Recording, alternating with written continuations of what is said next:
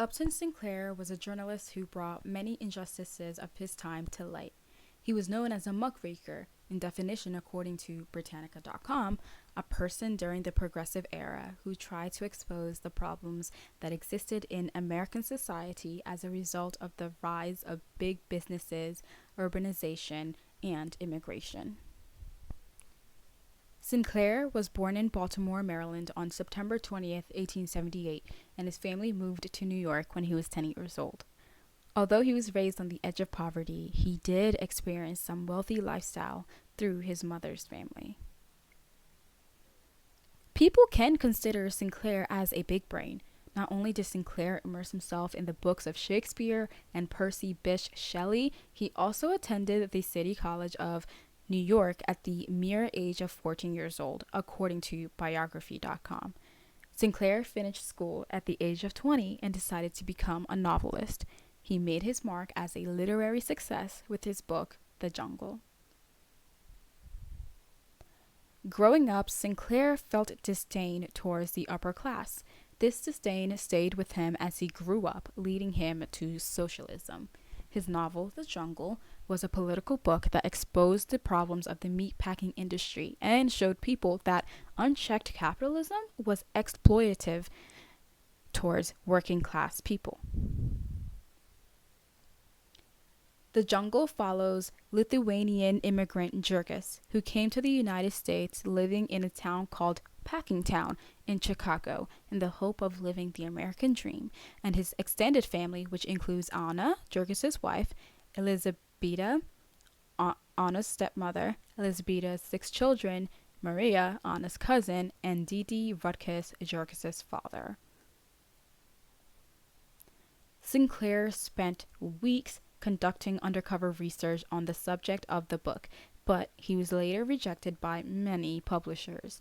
Publishers were too afraid to publicize such criticism of the way food was being produced at that time.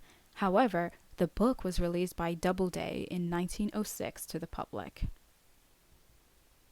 Sinclair's novel publicized the poor working conditions people were facing. These people were mostly immigrant men who worked in the dark, unventilated rooms in the hot summer, and unheated rooms in the winter. These men would stand up all day in a disgusting filled room that had blood on the floors. They used dirty sledgehammers and knives, and meat scraps were often everywhere. It didn't help that if they were thirsty, they had to drink foul water. When it came to women and children, they were generally cutting up the sausage and canning the meat, which were often spoiled and old. In 1906, if you worked a good job, then the average wage would be 22 to 23 cents per hour. Great workers were lucky to make 50 cents an hour. In the jungle, men and women were working beyond regular hours and they weren't being paid for it. In the story, Jurgis was later injured on the assembly line. At the time, there was no workers' compensation. People could get hurt on the job all the time, and the employers would not compensate for it. They would not do anything about it. It was not their problem. The employer wasn't responsible for their employees being hurt on the job, which Sinclair made sure to make a point about.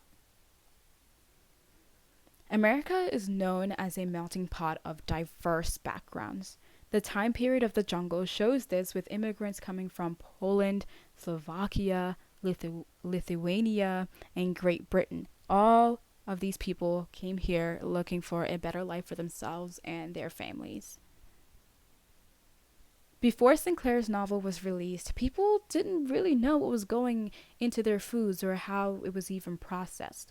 The 4 major packing corporations weren't inspected, and so they got away with the foul working conditions. People did not realize the food they were eating were diseased, rotten, and often doctored with harmful chemicals. People were aghast and horrified to find out that they were being misled. A container of food that says chicken was in fact beef or pork or another set of meat that they didn't know they were eating. Even though Sinclair was glad that people were upset about the way their foods were being treated and that they were being misled about them, he was angry to find out that others weren't upset about the mistreatment of workers. Sinclair wanted to see more outrage on how people were being treated on the job and how companies didn't care much for their employees' health. As the president of the time, Theodore Roosevelt, known as Teddy Roosevelt, didn't like Sinclair's aversions to politics. However, he still invited Sinclair to the White House and ordered immediate inspection of the meatpacking industry. Teddy Roosevelt did not want this to be the reason for the fail of his presidency. According to Britannica.com, the Meat Inspection Act of 1906 was a piece of U.S. legislation signed by President Theodore Roosevelt on June 30th, 1906, that prohibited the sale of adulterated or misbranded livestock and derived products as food and ensured sanitary slaughtering and processing of livestock. Because of Sinclair, the Food and Drug Administration is responsible for protecting the public health by ensuring the safety, efficacy, and security of human and veterinary drugs, biological products, according to the FDA.org. Sinclair's novel allowed these laws to be set in place after exposing the meat companies. In today's society, there are food labels on everything. If you go into your kitchen and pick out a box of cereal, then you will see food labels on the side. These food labels are legally bound to tell the truth about what is in the package. If not, they could be sued. However, it is still up to the person, up to you, to decide whether or not you will eat the food according to what the food label says. That decision is still up to the person. While Sinclair is no longer alive after having passed away on November 25th, 1968, at the age of 90, his legacy continues to live on. Because of him, people can rest knowing that the meat they are purchasing is clean and what the package claims to be is true.